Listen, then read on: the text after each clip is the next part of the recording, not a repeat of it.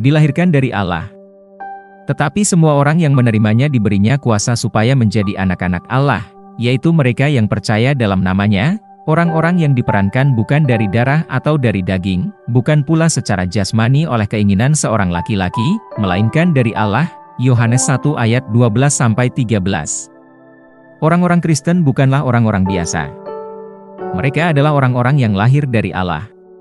Dengan engkau lahir baru membuat engkau menjadi bagian dari kodrat ilahi, yang diasosiasikan sebagai makhluk seperti Tuhan. 2 Petrus 1 ayat 4.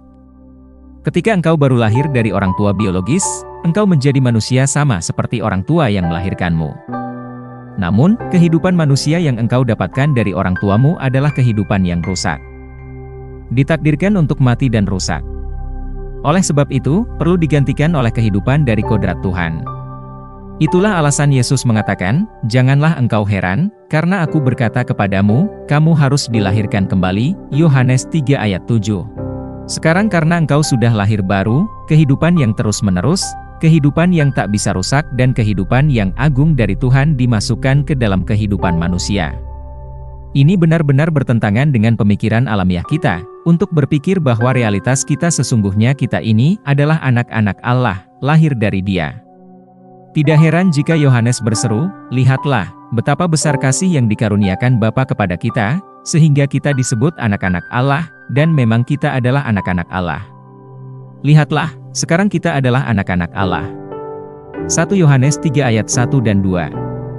Kata yang diterjemahkan sebagai anak-anak diambil dari bahasa Yunani teknon, yang merujuk kepada seseorang yang lahir dari sesuatu yang lain, berbeda dengan huios yang artinya bukan anak-anak yang lahir oleh kelahiran alamiah. Rasul Yohanes menggunakan kata teknon untuk menekankan bahwa engkau sebenarnya lahir dari Allah. Segala sesuatu dalam hidup dijadikan atau dilahirkan dari jenisnya. Seekor elang dilahirkan dari elang, seekor anjing melahirkan anjing-anjing dan manusia melahirkan manusia. Sekarang, karena Tuhan telah melahirkan kita, siapakah kita? Tuhan Yesus mengutip pemazmur dan memberikan kita jawaban.